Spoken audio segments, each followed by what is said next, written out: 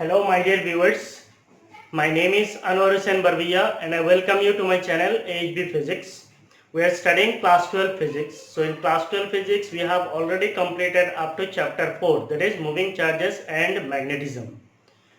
So today we are going to study chapter 5, it is magnetism and matter.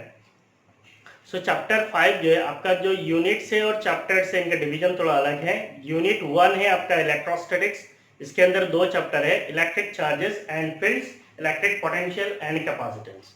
Unit 2 जो है वो आपका chapter 3 है, वो है आपका करंट इलेक्ट्रिसिटी। यूनिट 3 जो है इसके अंदर दो चैप्टर है, एक हो गया आपका chapter 4 moving charges and magnetism और दूसरा है चैप्टर 5, ये है आपका मैग्नेटिज्म एंड मैटर। तो यूनिट 1 जो है आपका 8 मार्क्स का है, यूनिट 2 8 मार्क्स का है, यूनिट 3 8 मार्क्स का है। अब ये जो मार्क्स डिस्ट्रीब्यूशन मैंने अभी बोला है ये बेसिकली AHSCC के लिए है, Assam higher secondary education council के लिए है। बाकी दूसरा बोर्ड्स के लिए या फिर CBSE का जो लेटेस्ट मार्क डिस्ट्रीब्यूशन है मुझे नहीं पता है। सो इधर ही होता है, इतना ही होता है, आसपास रहता है। So we are studying unit 3. अगर हम ये चैप्टर पढ़ लेंगे that means we are about to complete 24 marks in class 12 physics. So chapter 5 is magnetism and matter.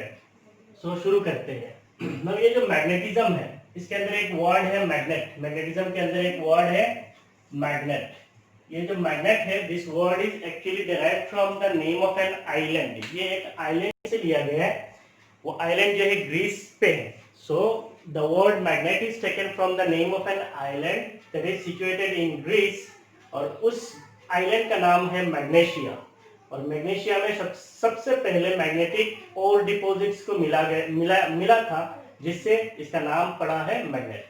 So the word magnet is derived from the name of an island in Greece where the magnetic ore deposits were found। ठीक है, तो ये तो हो गया आपका कहानी about magnetism. ये मैग्नेटिज्म जो है ये आपके लिए बिल्कुल न्यू नहीं है। मैग्नेटिज्म आप लोगों ने पढ़ा है, magnetism that is magnetic effect due to moving charges, magnetic effects of electric current या फिर magnetism due to circulating current, ये सारे आप लोगों ने पढ़ लिया है कहाँ पे, मूविंग चार्जेस एंड मैग्नेटिज्म में। अभी हम लोग यहाँ पे देखेंगे without currents also there can be magnetism. So we have to study all this. So first we will study magnetism or properties of bar magnet. So what is actually magnetism and what are the properties of a bar magnet? तो यहाँ पे कुछ चीजें ऐसा है जो आप लोगों को ऑलरेडी पता है। सबसे पहले आप एक काम करेंगे, मैं आपको बोलूंगा और आप लोग इसको क्या करेंगे, पहले लिख लेंगे। फिर मैं स्पेलिंग करके हर एक पॉइंट जो आपको एक्सप्लेन करूंगा, जो पॉइंट्स आपको नहीं पता वो आपका क्लियर हो जाएगा। तो पहले आप इसको लिख लें। पहला पॉइंट है the earth behaves as a magnet with the magnetic field pointing from the geographic south to the north. Second point है when a bar magnet is freely suspended, it points in the north-south direction. Third is the tip of bar magnet which points to the geographic north is called the north pole and the tip which points to the geographic south is called the south pole of the magnet. There is repulsive force when two similar poles of the magnets are brought close together and there is attractive force when two dissimilar poles are brought together. Isolated magnetic monopoles does not exist. It is possible to make magnets with iron and its alloys. तो पहले आप इस चीज को लिख लें।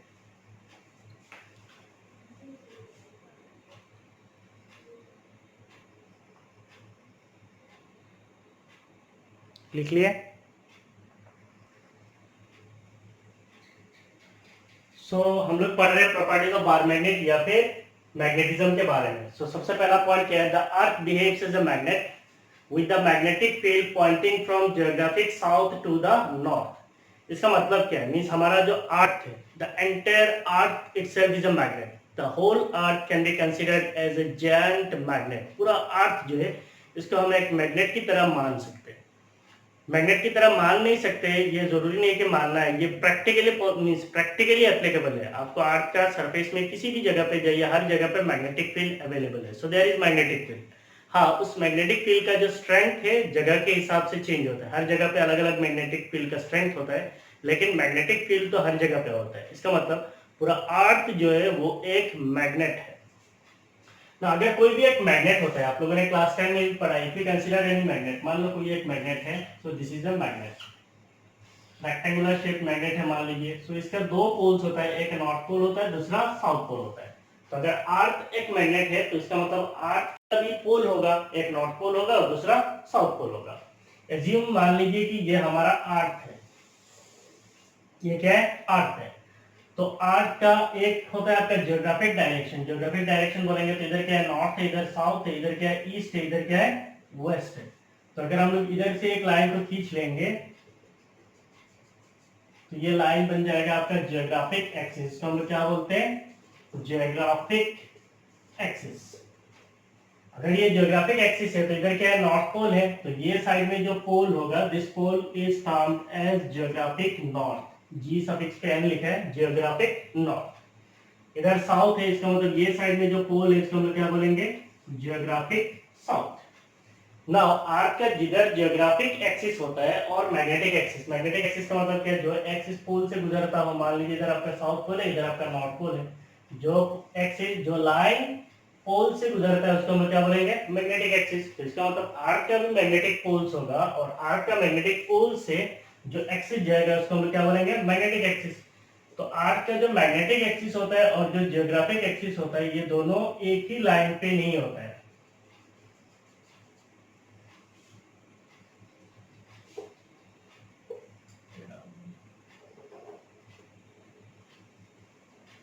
So earth का geographic axis और magnetic axis they are not at the same line.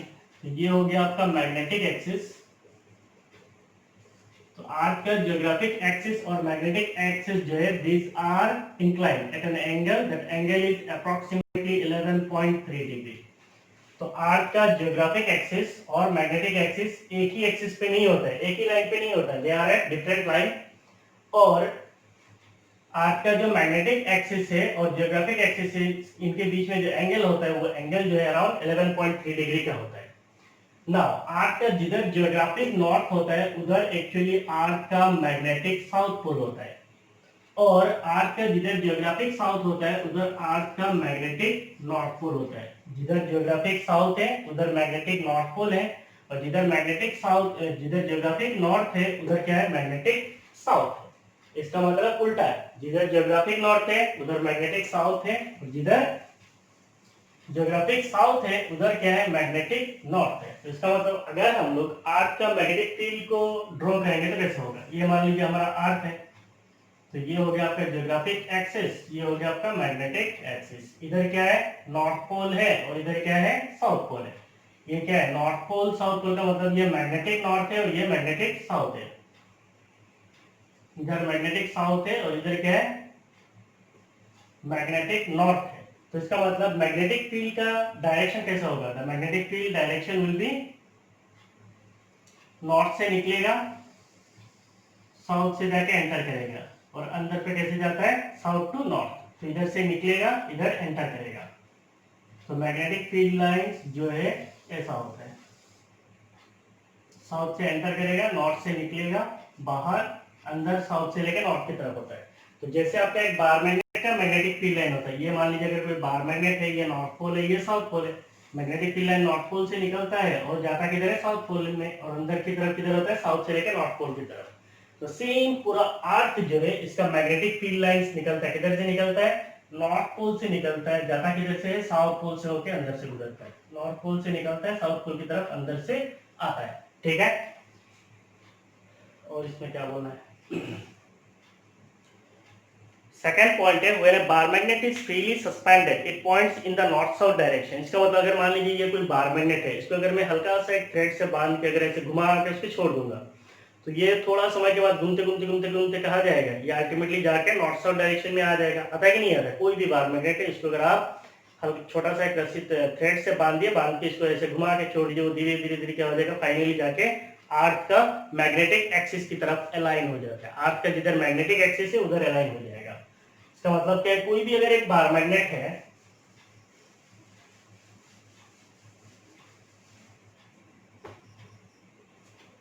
मान लीजिए ये हमारा अर्थ है, इधर हो गया हमारा मैग्नेटिक एक्सिस, किसी बार मैग्नेट को अगर आप घुमा के छोड़ेंगे तो फाइनली क्या हो जाता है, अर्थ का मैग्नेटिक एक्सिस की तरफ आ जाता है। ये हो गया आपका मैग्नेटिक एक्सिस, और बार मैग्नेट क्या करता है, मैग्नेटिक एक्सिस की तरफ अलाइन हो जाता है।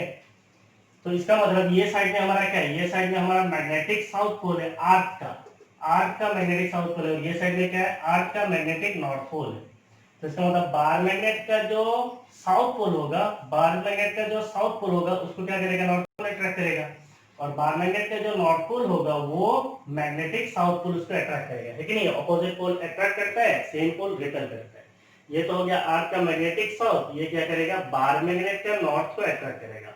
ये हो गया मैग्नेटिक नॉर्थ, मींस ये अर्थ का मैग्नेटिक नॉर्थ पोल है, तो ये क्या करेगा, बार मैग्नेट का साउथ पोल को अट्रैक्ट करेगा। तो आपका फ्रीली सस्पेंडेड मैग्नेट हमेशा कैसा हो जाता है, ऐसे हो अलाइन हो जाता है along the direction of Earth's magnetic field. Third point जो है, the tip of bar magnet which points to the geographic north is called the north pole. तो एक्चुअली जियोग्राफिक नॉर्थ किधर है, ये हो गया आपका जियोग्राफिक नॉर्थ और ये हो गया आपका geographic south. So the tip of bar magnet which points to the geographic north is called north pole.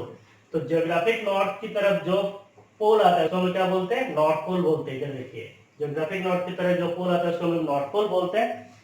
And the tip which points to the geographic south is called south pole of the magnet. और जो tip geographic south के पास आता है उसको हम क्या बोलते हैं, साउथ पोल ऑफ मैग्नेट बोलते हैं। तो अल्टीमेटली हम लोग क्या करते हैं, मैग्नेट का नॉर्थ पोल जिस दिशा में जाता है वही हमारा नॉर्थ डायरेक्शन है, और मैग्नेट का साउथ पोल जिस डायरेक्शन में जाता है वही हमारा क्या है, साउथ डायरेक्शन है। क्यों होता है, क्योंकि ऑपोजिट पोल अट्रैक्ट करता है। जियोग्राफिक नॉर्थ जिधर है उधर मैग्नेटिक साउथ है, वो क्या करेगा, बार मैग्नेट का नॉर्थ को अट्रैक्ट करेगा।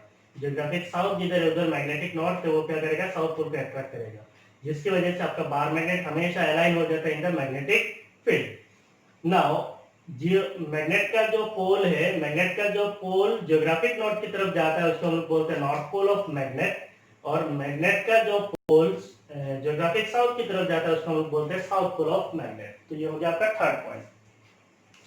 Fourth point is there is repulsive forces when two similar poles of magnets are brought together. ये तो सबको पता है। अगर हम लोग ऐसे दो मैग्नेट लाएंगे, मान लीजिए ये एक मैग्नेट है, ये एक दूसरा मैग्नेट है, ये मान लीजिए नॉर्थ पोल है, ये मान लीजिए आपका नॉर्थ पोल है। तो अगर नॉर्थ पोल को पास में लाएंगे तो ये क्या करेगा, ये इसको पुश करेगा, ये इसको पुश करेगा। So there is repulsion, there is repulsion. अगर हम लोग एक नॉर्थ पोल और दूसरा साउथ पोल को पास लाएंगे, ये मान लीजिए नॉर्थ पोल है और ये मान लीजिए साउथ पोल है, तो यहाँ पे क्या होता है, ये क्या करता है, इसको खींचता है और ये इसको खींचता है। तो अल्टीमेटली दोनों के बीच में क्या होता है, अट्रैक्शन होता है। ये उसको खींचेगा, ये इसको खींचेगा, so ultimately there is attraction, और यहाँ पे क्या होता है, रिपल्शन होता है।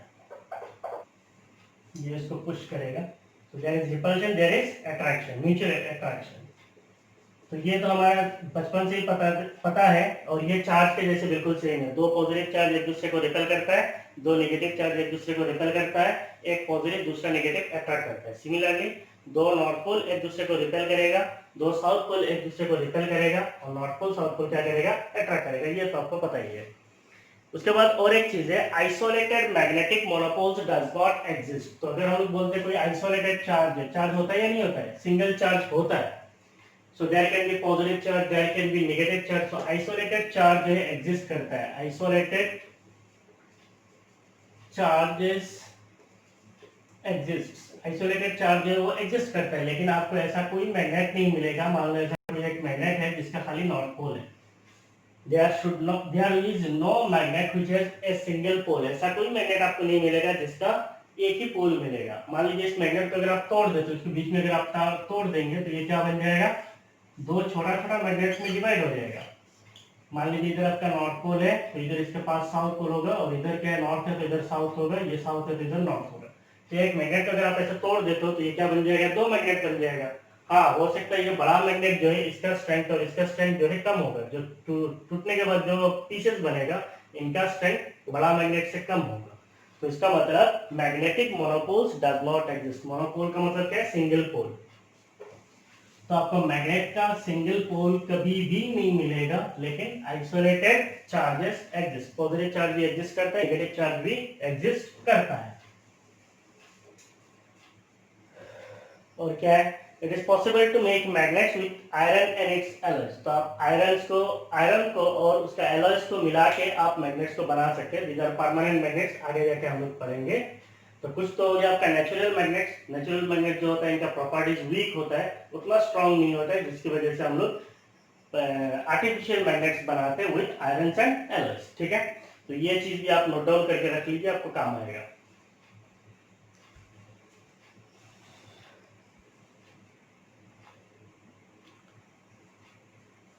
कर लिए?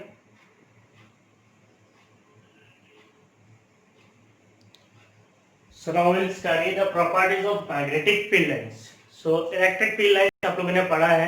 Electric field lines क्या होता है? These are basically visual and intuitive realization है. इसका मतलब है, मान लीजिए अगर आपके पास कोई एक मैग्नेट है, उससे मैग्नेटिक फील्ड लाइंस निकलता है.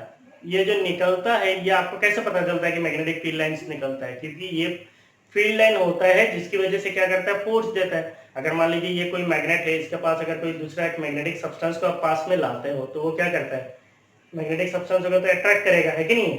अगर ये एक मैग्नेट है, ये एक दूसरा मैग्नेट है, इसको अगर ऐसे पास में लाता है, फिजिकल कॉन्टेक्ट के बिना भी अट्रैक्ट करता है, रिपेल करता है. इसका मतलब दे एक्सर्ट फोर्स. अगर ये एक दूसरे को फोर्स एक्सर्ट कर सकता है, फोर्स दे सकता है, इसका मतलब देयर इज सम फील्ड. वहां पे क्या होता है, एक फील्ड होता है. इसको विजुअल रिप्रेजेंटेशन के लिए आप लोगों ने बचपन से पढ़ा है. मान लीजिए आपके पास अगर कोई प्लेन ग्लास शीट है, इसके ऊपर अगर कोई एक बार मैग्नेट को रखते हो, हल्का सा मीन्स आयरन का फिलिंग्स लाते हो, लाके अगर ऐसे छोड़ दोगे तो ये क्या होता है, बार मैग्नेट के ऊपर एकदम फील्ड का लाइन का स्ट्रक्चर बन जाता है, बनता है. ये नेचुरली बनता है. ये क्यों बनता है? ये हमारा रियलाइजेशन है. इससे हमें पता चला है कि ऐसे ही फील्ड लाइन होता है. तो what is magnetic field line? Magnetic field lines are a visual and intuitive realization of the magnetic field. तो ये विजुअल है, हमें ऐसा दिखता है. हमें ऐसा दिखता नहीं है, लेकिन हम इसको ऐसे रियलाइज कर सकते हैं कि ऐसे है. एंड इंट्यूटिव रियलाइजेशन है, ये हमारा अंडरस्टैंडिंग के ऊपर डिपेंडेंट है. जो पहला पॉइंट जो है, तो इसके ऊपर बेसिकली क्वेश्चन आता है, what are the properties of magnetic field lines. तो ये क्वेश्चन आता है, एकदम स्टैंडर्ड क्वेश्चन है. The magnetic field lines of a magnet or solenoid forms continuous closed loop. The magnetic field lines due to a bar magnet and solenoid forms continuous closed loop. इसका मतलब क्या है?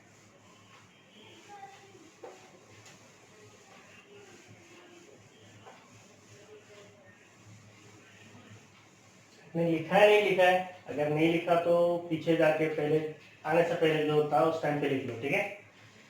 So the magnetic field lines do not form any closed loop. Magnetic field line जो है कोई भी closed loop नहीं, sorry, point miss हो गया.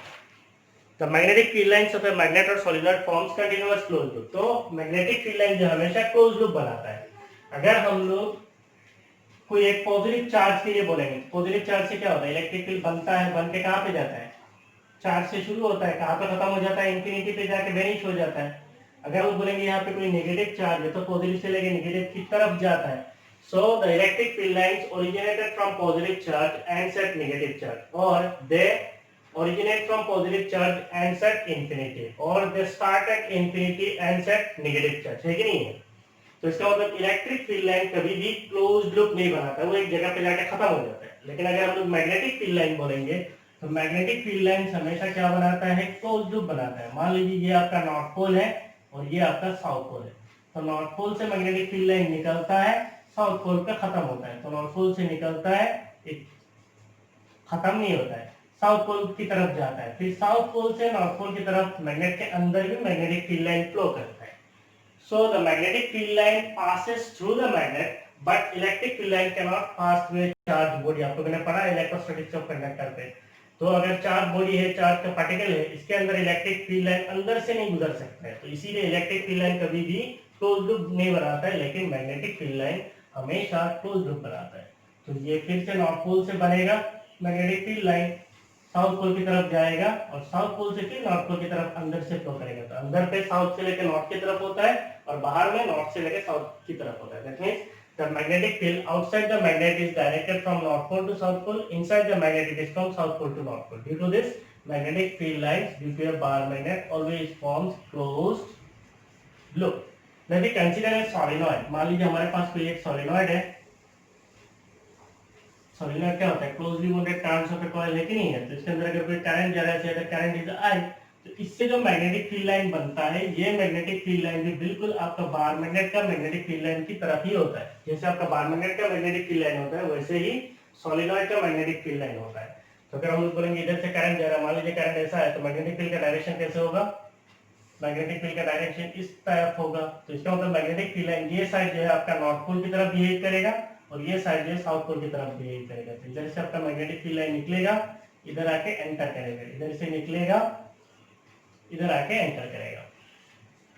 तो चाहे वो बार मैग्नेट हो या फिर सोलेनॉइड हो, this is for a solenoid, चाहे वो बार मैग्नेट हो या फिर सोलेनॉइड हो, दोनों के लिए ही मैग्नेटिक फील्ड लाइन कैसा होता है, क्लोज लूप होता है। इसका मतलब magnetic field lines always forms close loop while electric field lines never forms any close loop. ठीक है, अगर आपने नहीं लिखा बाकी तीनों पॉइंट जल्दी लिख लीजिए। हो गया।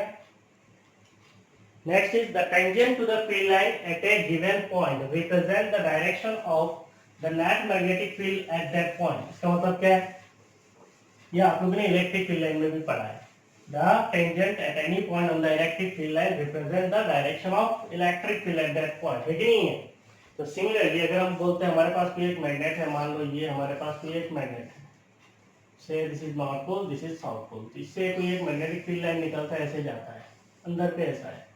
तो किसी भी पॉइंट पे, इस पॉइंट पे अगर आप टेंजेंट ड्रॉ करेंगे तो कैसा होगा, ऐसे।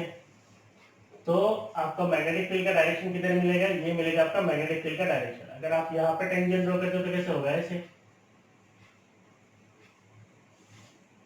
तो आपको मैग्नेटिक फील्ड का डायरेक्शन कैसे मिलेगा, ऐसे। तो इस पॉइंट पे कैसे मिलेगा, ऐसे। अगर इस पॉइंट पे ड्रॉ करोगे तो कैसे होगा, ऐसे। So the tangent drawn at every point on the field line gives the direction of net magnetic field at that point, means magnetic field line के ऊपर किसी भी पॉइंट पे अगर आप टेंजेंट ड्रॉ करते हो तो आपको उस पॉइंट पे मैग्नेटिक फील्ड का डायरेक्शन मिलेगा। Next is the larger the number of field lines crossing per unit area the stronger is the magnitude of magnetic field. इसका मतलब क्या है, फिर से ड्रॉ करो क्या। The larger the number of field lines crossing per unit area, the stronger is the magnitude of magnetic field। इसका मतलब क्या है, इसका मतलब है जैसे इलेक्ट्रिक फील्ड लाइन अगर किसी एक पॉइंट से ज्यादा गुजरता है किसी एक एरिया से, तो वहां पे क्या होता है, इलेक्ट्रिक फील्ड स्ट्रॉन्गर होता है। सिमिलरली अगर मान लीजिए ये कोई एक मैग्नेटिक फील्ड लाइन है,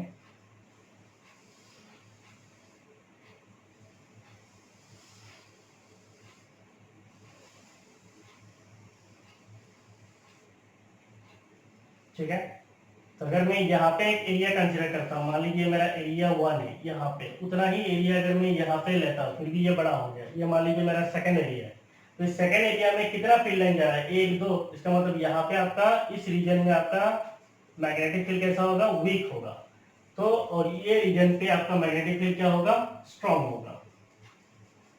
इसका मतलब क्या है, the larger the number of field line crossing per unit area the stronger is the magnitude of magnetic field. इसका मतलब किसी भी एरिया से जितना ज्यादा मैग्नेटिक फील्ड लाइन गुजरेगा उतना ज्यादा मैग्नेटिक फील्ड जो है स्ट्रॉन्ग होगा।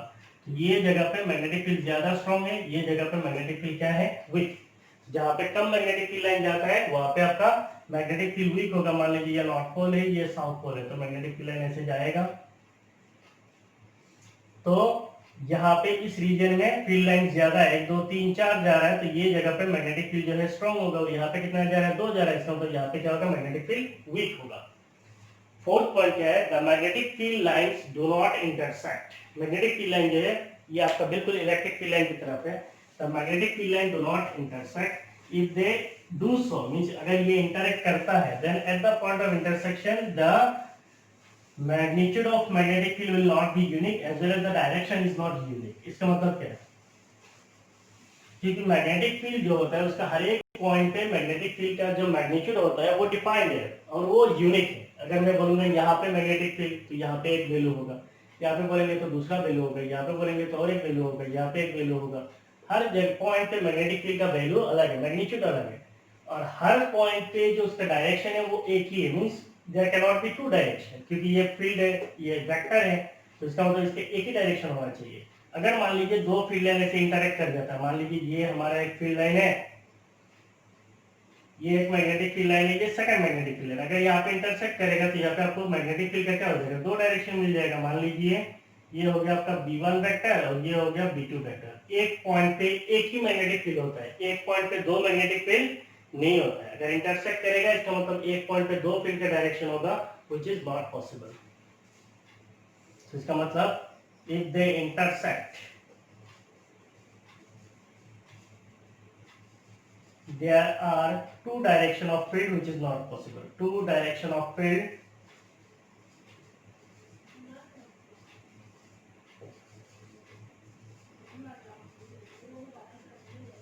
ये आपको 4 पॉइंट एज सीख लेना है, 2 मार्क के लिए आएगा तो उतार देना है, ठीक है। तो कहानी आपको समझ में आ गया। The magnetic field due to bar magnet as well as solenoid they always forms closed loop. Next, the tangent at every point on the magnetic field line gives the direction of magnetic field at that point. Means magnetic field line के ऊपर किसी भी point पे अगर tangent draw करेंगे तो हमें क्या मिलेगा, मैग्नेटिक फील्ड का डायरेक्शन मिलेगा। थर्ड पॉइंट क्या था, थर्ड पॉइंट था the area of region where the magnetic number of field lines are less there the magnetic field will be weak। तो जहाँ पे magnetic field lines का नंबर कम होगा वहाँ पे magnetic field weak होगा, और जहाँ पे magnetic field lines का नंबर ज्यादा होगा वहाँ पे magnetic field क्या होगा, strong होगा। और फोर्थ क्या था, if the magnetic field lines can never intersect, अगर दो magnetic field line intersect करेगा तो at the point of intersection there will be two magnitudes of field which is not possible। तो ये पहले का explanation है, ये सेकंड का है शायद, और ये थर्ड का है, ये फोर्थ का है, ठीक है। So this is all about the introduction of magnetism and properties of magnetic field lines. In coming class we will meet with bar magnet as equivalent solenoid, ठीक है। Till then आप इस वीडियो को अच्छी तरीके से देखिए। Thank you, bye bye.